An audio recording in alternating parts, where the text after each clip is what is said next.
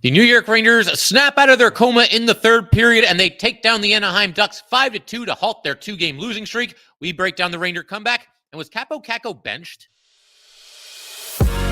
You're Locked on the New York Rangers, your daily podcast on the New York Rangers. Part of the Locked On Podcast Network, your team every day.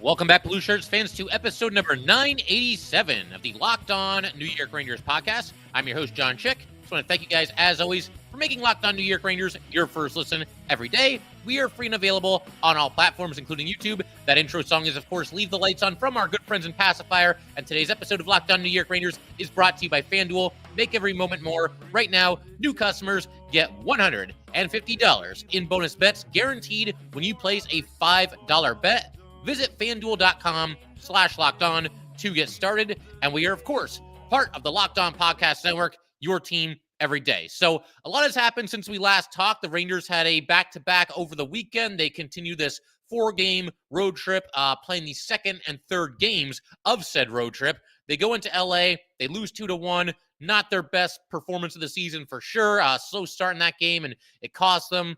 In some ways, I felt like maybe the final score made it seem closer than it was.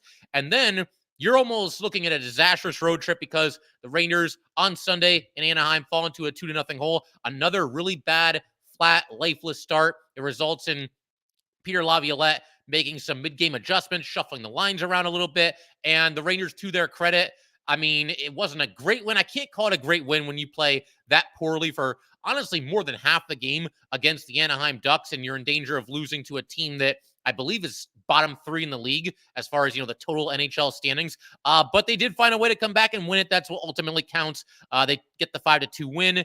And yeah, I mean, obviously a lot has been going on, but that would have been a disaster. That would have been probably a new champion for worst loss of the season. When you look at, again, where the Ducks are in the standings, and you also consider the fact coming into this game, the Ducks had won just 6 of their last 30 games. So, I mean, that is a team just going nowhere fast, and you just can't be losing games like that, especially when you're already on a 2-game losing streak. But a big comeback. I want to kick off today's episode by talking about said comeback. Obviously, again, the Rangers were up against it, not playing very well at all.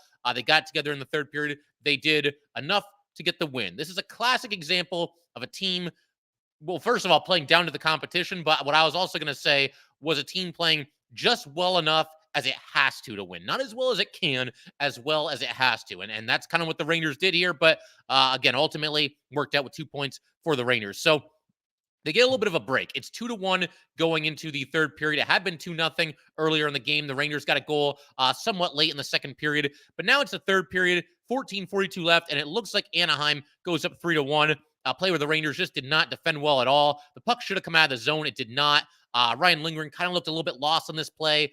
K'Andre Miller not really providing any resistance, and you end up getting Vetrano. He keeps the puck in the Rangers zone. He gets it to Strome, 2 former Rangers. Go figure. Strome passes out of the corner to Vetrano. The save is made by Igor, but the rebound goes to McTavish, and he stuffs it in. Rangers challenge for offside, and the goal was overturned. So, yeah, I don't know. Did they catch a break there? I mean, sort of. I don't know how much the offside really affected the play, but by that same token, offside is offside. So that play should have never really even happened in the first place. 2 different ways to look at it, but I do think it's a little bit of a break here that the Rangers, they were bailed out by the fact that Anaheim was a little bit offside on the play.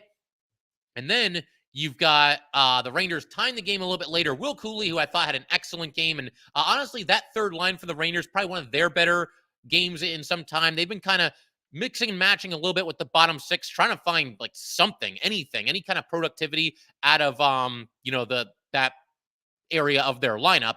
And of course, Will Cooley here scores again on a deflection with 9:50 to go. You had Wheeler passing the puck up the boards to K'Andre Miller. Miller dishes over to Trouba on the other side. Trouba puts it toward the net. You've got Cooley and Wheeler. They're in front. They're creating traffic. You've also got 2 Ducks defenders there. So heavy traffic there. And Cooley again with the redirection, and he puts it in. Cooley's played very well. That was his first goal in 11 games. But this is somebody just bringing the effort every single night, and somebody that, we've talked about how the bottom six in general is somewhat of an issue for the Rangers, and specifically when it comes to scoring depth. Hopefully, Will Cooley, if he's going to stay in the bottom six, hopefully he can help alleviate some of those issues and, provide some offense, which he has done from time to time this season. Again, despite not getting any power play time and despite not always getting a lot of time on the ice in general. But a great job here. Cooley really had to fight his way to the front of the net. He was behind the goal line and kind of was tangled up with a defender and basically just kind of pushed off of him, fought his way out there. And again, heavy traffic created by Cooley and also by Wheeler,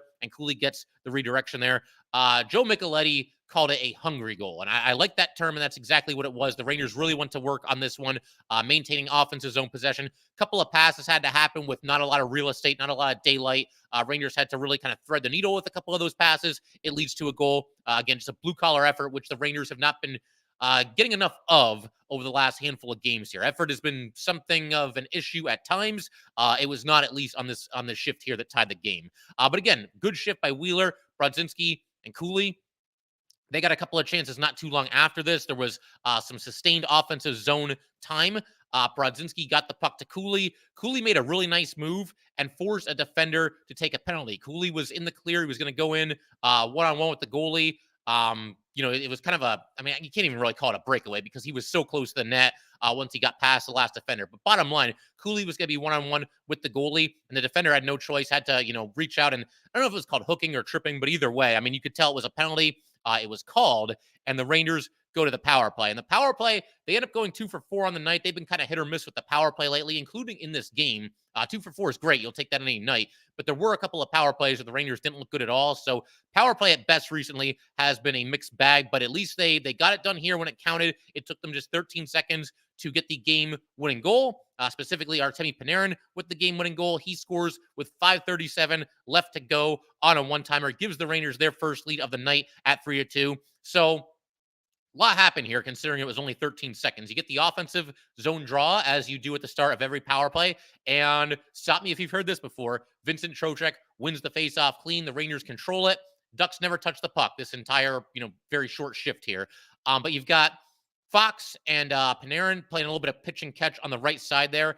Panarin sends it back to Fox. And Panarin, after he does this, he swoops around behind the net, kind of sneaks out the other side. I think the Ducks kind of lost track of him there. And you've got Fox. He's moving the puck, toward the net a little bit, getting toward the top of the right faceoff circle there. And then he dishes across the ice to Panarin. Almost looked like kind of a set play or something that they've probably worked on at times. But yeah, Panarin got over there. Like I said, he kind of just got lost in the shuffle. I don't think the Ducks were really expecting him to do that. And Panarin had to shoot from a tough angle. But when has that ever stopped Artemi Panarin? As far as Rangers skaters are concerned, and it's probably, this is probably not unexpected, but when it comes to not being affected by tough, sharp angles, angles that look like they'd be difficult to score from, Panarin's got to be at the top of the list. This guy can just really thread the needle, obviously with his passing, also with his shooting. He just absolutely buried it here. Like I said, gave the Rangers the 3-2 lead. That was also the 300th career assist for Vincent Trocheck. It's funny, Trocheck won the faceoff and then never touched the puck again. But you know what? That faceoff started the whole thing. Good to see him, win the draw there. Big spot in the game. He just goes to work every single night on that faceoff dot. And hey, he loses that faceoff. This goal probably doesn't happen. Possible the Rangers end up losing the game. And I know, yeah, okay, they scored 2 goals after that. But, the fact that they're up 3-2, now Anaheim's got to take more chances. And it leads to, more scoring opportunities for the Rangers. Rangers might have won it anyway. They might not have, though. And the game-winning goal here all starts with Trocheck getting that faceoff win. And then huge sequence in the game here. Still 3-2 Rangers. Getting a little bit later. Igor Shesterkin, probably his best save of the night, but even if it wasn't his absolute best, I would say certainly his most clutch save of the night, because Troy Terry got a point-blank opportunity against the Rangers here, and Igor makes a save on the doorstep. The Rangers immediately go the other way. You got Mika passing out of his own zone, across the ice, off the boards in the neutral zone, bounces off the boards. Kreider picks it up. Kreider heads toward the net, takes a shot. It is stopped, but it pops into the air, and Kreider just kind of bats it out of the air into the net. It even went off another Anaheim player's stick after Kreider batted it, but regardless, made its way into the net. 4-2 Rangers, and then Jimmy Vesey with an empty net with 35 seconds to go to seal the deal. So big win for the Rangers. It was not pretty. They've had much better performances this year, much better wins. They've beaten far better teams than this. No disrespect to Anaheim, but you look at the standings and it is what it is. But as far as an important win, I mean, again, you're looking at a nightmare of a road trip here if you drop this one. You're now 0-3. You've only got one game left, and you've just dropped a game on the road in what would have been a lackluster effort against a team that just, frankly, is not that good. So big-time stuff for the Rangers to come back in the third period. Not a great game overall, but they were at their best when they had to be. That was the third period. Entered that period down by a goal. Still finding a way to get the job done there. So we're going to keep everything rolling into the second. I want to focus our attention on some of the lineup changes and the line shuffling that's been happening over these last couple of games here. We'll get to that in just a second. But first, we definitely want to let everybody know that today's episode of Locked On New York Rangers is brought to us by our good friends at eBay Motors. Passion, drive, and patience. What brings home the winning trophy is also what keeps your ride or die alive. eBay Motors has everything you need to maintain your vehicle and level it up to peak performance. From superchargers, roof racks, exhaust kits, LED headlights, and more. Whether you're into speed, power, or style, eBay Motors has got you covered. With over 122 million parts for your number one ride or die, you'll always find exactly what you're looking for. And with eBay Guaranteed Fit, your part is guaranteed to fit your ride every time or your money back, because with eBay Motors, you are burning rubber and not cash. With all the parts you need at all the prices you want, it's easy to turn your car into the MVP and bring home that win. Keep your ride or die alive at ebaymotors.com. Eligible items only. Exclusions apply. eBay Guaranteed Fit. Only available to U.S. customers. All right, we want to go ahead and keep everything rolling here. Do want to let everybody know, though, that Locked On has launched the first ever national sports 24/7 streaming channel on YouTube. Locked On Sports Today is here for you 24/7, covering the top sports stories of the day with the local experts of Locked On, plus our national shows covering every league. Go to Locked On Sports Today on YouTube and subscribe to the first ever national sports 24/7 streaming channel. And so big shout out to the everydayers. Can't thank you guys enough for tuning in every single day. And some big news here. We're going to have friend of the show, Vince Mercogliano. He's going to be back on the show. We're going to be talking with Vince tomorrow, Tuesday. And obviously looking forward to that. Looking forward to, his perspective on the Rangers. And I might as well also mention right now, if you guys have a question for Vince, something you'd like us to talk about, something you'd like to ask Vince personally, go ahead, leave it in the YouTube comment section or send it to me via email. That works too. LockedOnNYRangers@gmail.com. Either one works. You can DM it to me on Twitter, whatever you prefer. But you got to do it quick because he's coming on the show tomorrow. Came together pretty quickly here. Definitely looking forward to talking to Vince tomorrow afternoon. So that's then. Right now, though, I do want to focus some of our attention on the lineup changes that we've seen from the Rangers over these last couple of days here. So Nick Bonino, a healthy scratch for the first time all season in Los Angeles in favor of Tyler Pitlick, who obviously is now back from his injury. Also in the Kings game, you had Gustafsson. He was dealing with what is said to be, and obviously is, a minor injury, or was a minor injury, because he came out of the lineup for that game. Zach Jones went in. But then this game against the Ducks, Erik Gustafsson right back out there. So as far as Bonino sitting down for Pitlick, it's fine. I mean, Pitlick obviously missed a lot of time with an injury, hasn't played in a while. And, the most interesting thing about this to me is that it says that basically Johnny Brodzinski has jumped both of them in the pecking order, and I think deservedly so. As far as whether you want to go with Bonino or Pitlick, I still lean a little bit toward Bonino just because, he does have that rep of being a good faceoff guy, and he is part of the penalty kill. I don't think Bonino, though, is making as many plays defensively as he did earlier in the season. Earlier in the season, I was very complimentary. I thought he was playing good defense out there, and I thought his penalty killing was exceptional. I thought he was maybe the Rangers' best penalty killing forward that they had. I haven't been seeing him making as many plays recently, though. So as far as him being set down for Pitlick, it's fine. Again, you can kind of just let the two of them battle it out. I mean, I know some Ranger fans are not excited about a Bonino versus Pitlick battle for the 12th forward job right now, and I can understand that. It's also possible by the time the deadline rolls around that one or both of these guys is squeezed out of the lineup in favor of whomever the Rangers might bring in. But for the time being, I'm fine with them kind of alternating for a little while, and you decide which one you want to go with. But I mentioned a second ago, Brodzinski, it seems like at this point, and keep in mind, Brodzinski at the start of the season, he didn't make the team. Bonino and Pitlick both did, and Bonino and Pitlick were both out there on opening night. Jimmy Vesey was actually the healthy scratch for opening night, and things have really changed because Jimmy Vesey ain't coming out of the lineup, and I don't think Johnny Brodzinski is either. And now you're at the point where it's Bonino and Pitlick. They're kind of the last two guys in the pecking order. So that's interesting, but I think it's also the right call. I mean, VZ goes out there and brings it every night, very blue-collar player. And Brodzinski has looked a little bit better recently. I think he's looked a little more noticeable in some recent games. And that third line, they seem to have something brewing a little bit. You know, when Peter Laviolette was kind of mixing and matching throughout this game against the Ducks, he pretty much, unless I missed something, which is possible, because there was a lot of mixing and matching and a lot of different combinations from the second period on in this game against the Ducks. But unless I missed it, I think it was pretty much Cooley, Brodzinski, and Wheeler, those three all sticking together through the entire game. And again, they played well, you know, creating some scoring chances. Cooley had that big goal that got the game tied. Cooley also drew the penalty that led to the Rangers game-winning goal, and that was after another sustained offensive zone possession for that line. You had, you know, Brodzinski kind of making a couple moves, you know, in the corner there and getting the puck to Cooley, and then Cooley drew the penalty. So those three played pretty well together. You know, I liked what I saw. I also like this. It wasn't like anything all that like tangible, I guess, as far as like, you know, stats in the game or anything, but there was a play in the second period. And at this point, the Rangers are basically, they've been mummified. I mean, they look like zombies out there, right? And the puck goes on net. It's one of those situations where the puck's trickling toward the net. You kind of know what's going to happen. The goalie's going to put his glove on it because there's some Rangers chasing the puck toward the goalie, but they're not going to be able to get there. And, you know, the goalie, he covers the puck, and Wheeler got there. And I don't know if he did it on purpose or not, but he kind of gave a little bit of a snow shower to the goalie. The Ducks didn't like that. Maybe Wheeler's just trying a little something to make sure the Rangers still have a pulse and kind of light a little bit of a fire in them.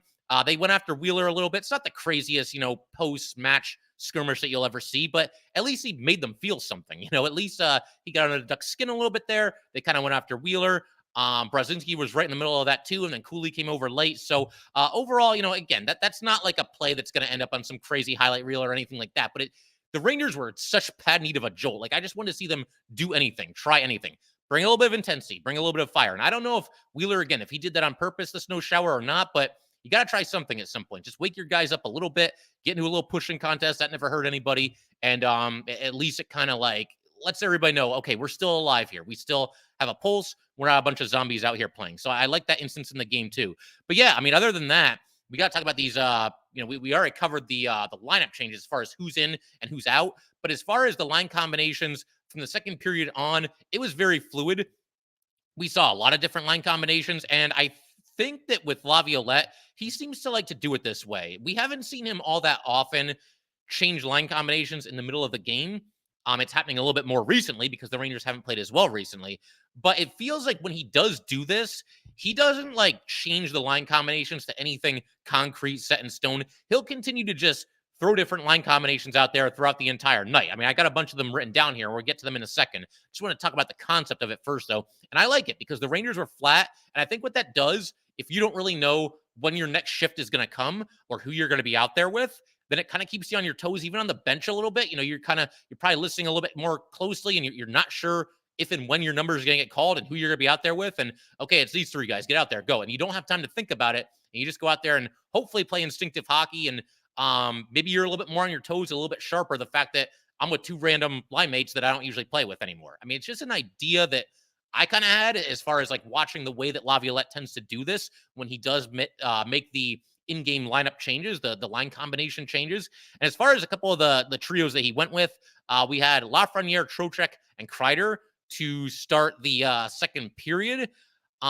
We actually had to wait to see the other new line combinations because that's when K'Andre Miller took a penalty just 37 seconds into the second period. So, I mean, you talk about the Rangers not playing well. You get a penalty there 37 seconds into the second period. This is after the Ducks scored about a minute into this game or whatever it was. Not sharp to start the first period or the second period were the Rangers. We also got Panarin and Mika and VZ. That one was kind of interesting to me because I floated out the idea that maybe VZ deserves a look at some point this season. Maybe you throw him out there on that top line. I realize it's not the best option in the world, but you've tried everybody else. Kakko has had two chances there. Wheeler has had two chances there.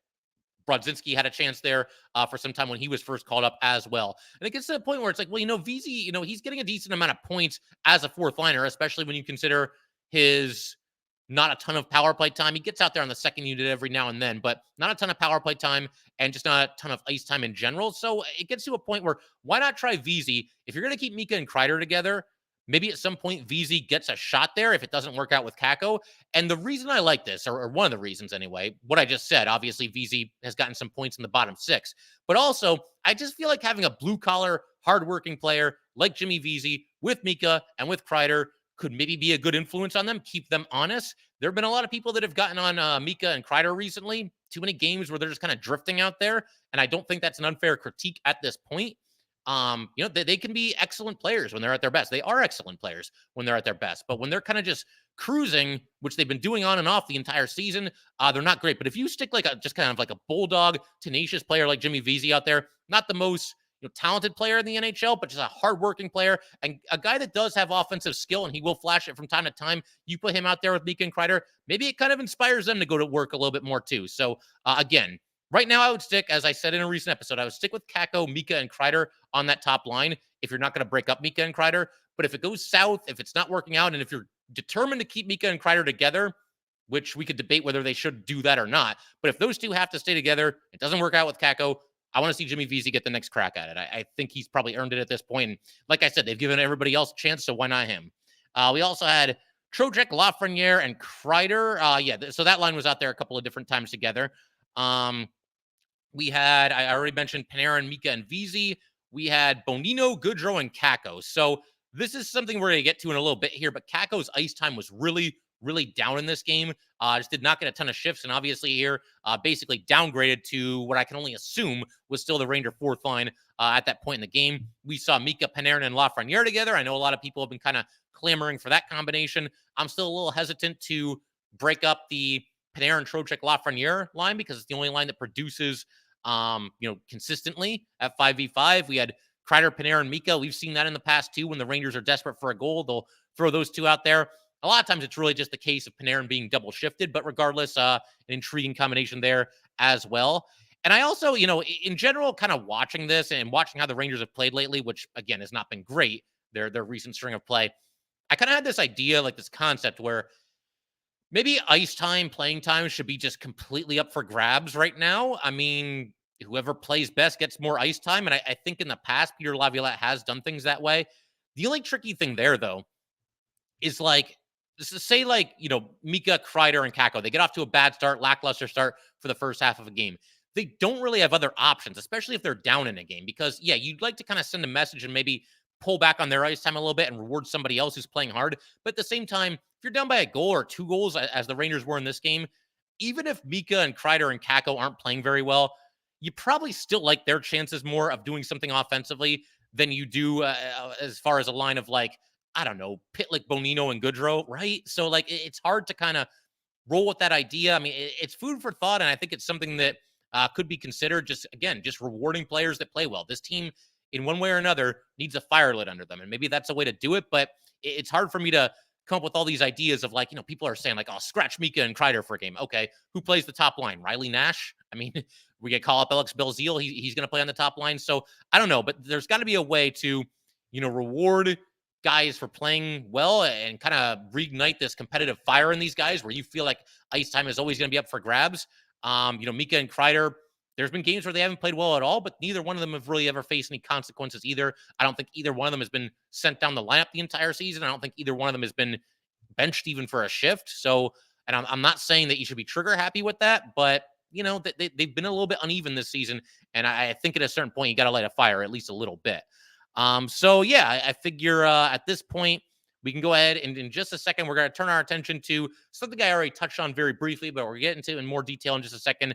Kaapo Kakko basically being benched. I mean, Peter Laviolette after the game didn't really call it that, but it's kind of a benching. I mean, if nothing else, his ice time was much, much lower than we're used to seeing it be. So we'll get to that in just a second.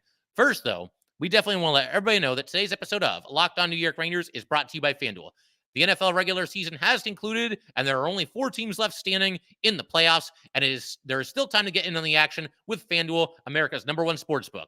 Right now, new customers get $150 in bonus bets guaranteed when you place a $5 bet. That's $150 in bonus bets, win or lose. The app is so easy to use, and there are so many different ways to bet, like live same-game parlays. You can find bets in the new Explore tab, make a parlay in the Parlay Hub, the best way to find popular parlays, and much more.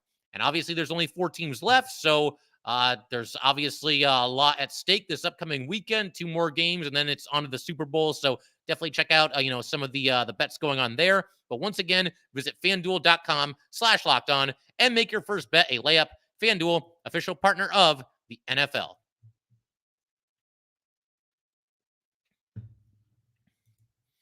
All right, let's go ahead and talk about something that kind of had Ranger Twitter in a semi uproar. I mean, we've seen, and I include myself in this. We've seen, all of us have collectively gotten a little more upset than this. But there was something kind of interesting going on. I mentioned all the different line combinations that they went with in the second period and into the third period as well. Kaapo Kakko was essentially benched in this game. Now, Kakko has kind of underwhelmed since he's been back. Not really doing anything offensively. He had the 1 goal, but in 5 games now, and again, he's back from injury. Give him some time to hopefully get better and figure it out. But you were hoping for a better start, at least offensively, from Kaapo Kakko than 1 goal and no assists in the first 5 games back. I don't think he played particularly well in this game. He didn't really stand out in any meaningful way, at least offensively. But I don't know that he should have been singled out when you look at the other Ranger players that haven't been performing. Kaapo Kakko in this game ended up with a grand total of just 8 minutes and 8 seconds of ice time. That was far less than any other player on the Rangers. Nick Bonino, everybody's favorite, I know. And look, I've stood up for Bonino at times this season, but I see no reason why he should be getting significantly more ice time than Kaapo Kakko. I know there were a lot of penalties in this game, so that might be part of it, him being out there in the PK. But Nick Bonino had the second fewest amount of ice time for the Rangers. He had 959, and again, Kakko had 808. So Kaapo Kakko was significantly less time on the ice than Nick Bonino.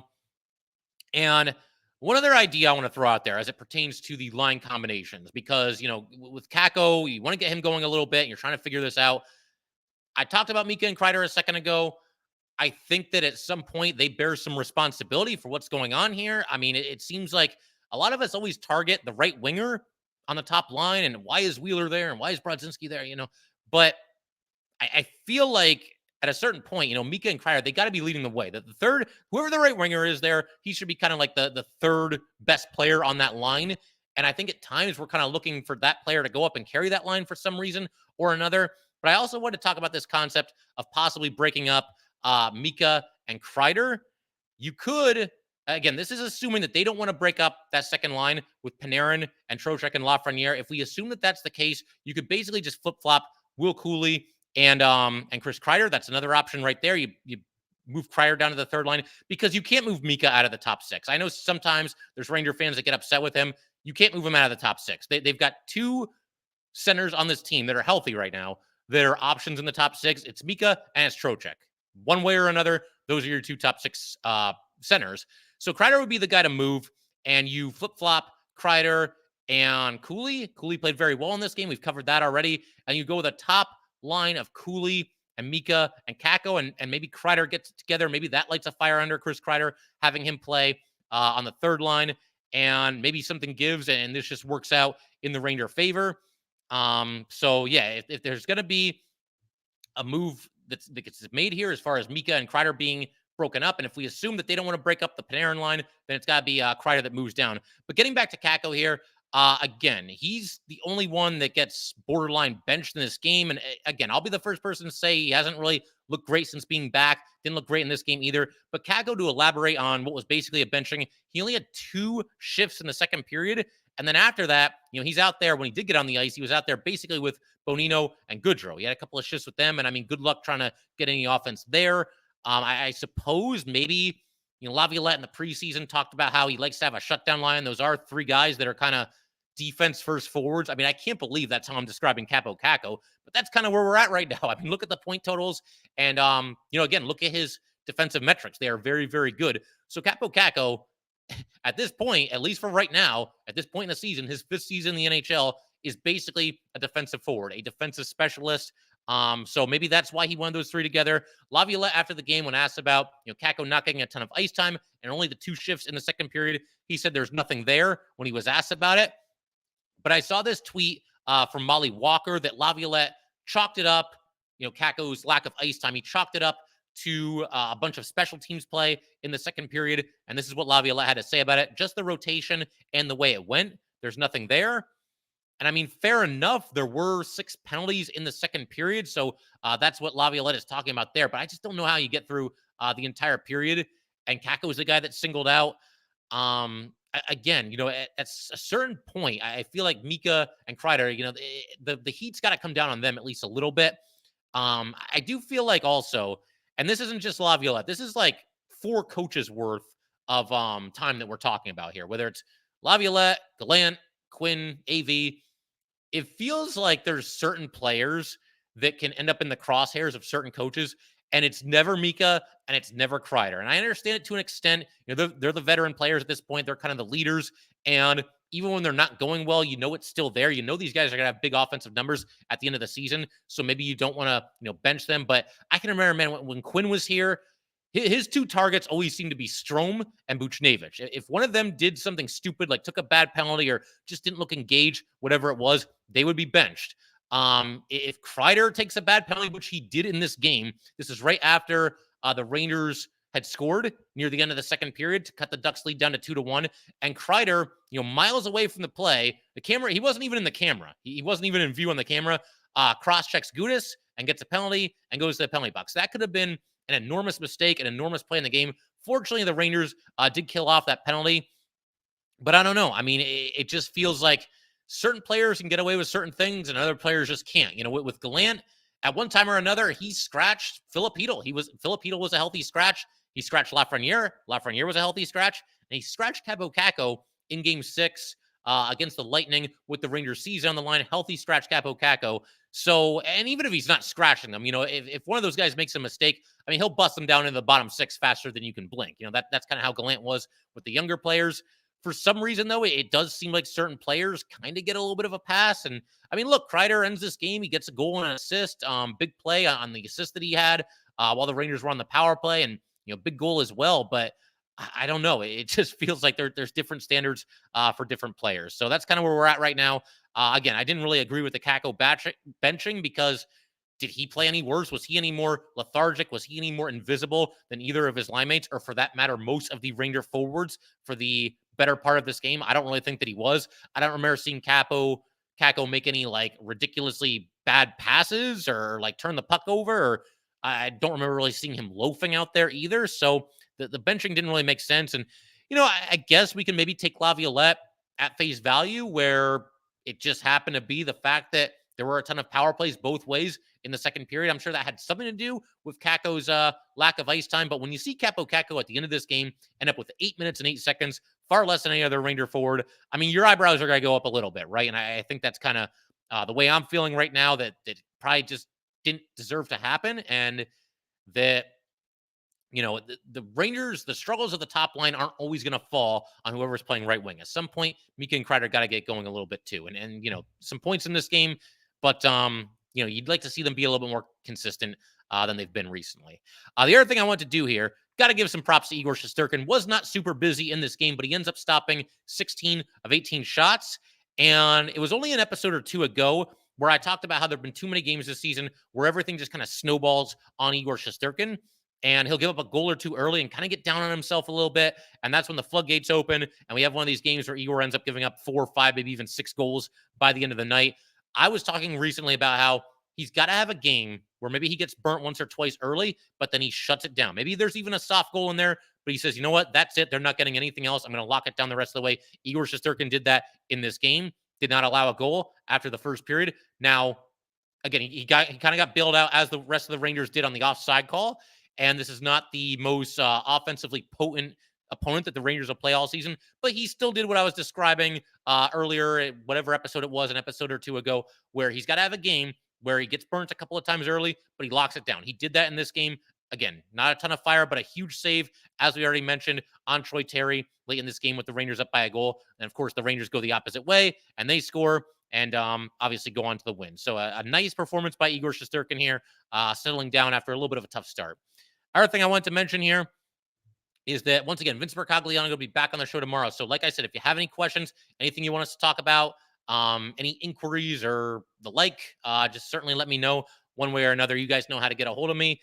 So make that happen between now and tomorrow, Tuesday, and we'll do our best to get your question into the show. Definitely looking forward to talking with Vince. And then the other silver lining here, this has not been a great road trip at all. Like I said, they were staring 0-3 in the face last night, but they rallied. They came back. They got the win. Now, all you have to do to go 2-2 on this road trip, which is not a spectacular road trip, but it's okay. Just got to beat a Sharks team that is 11-31-4. You got to win that game. There's no two ways about it.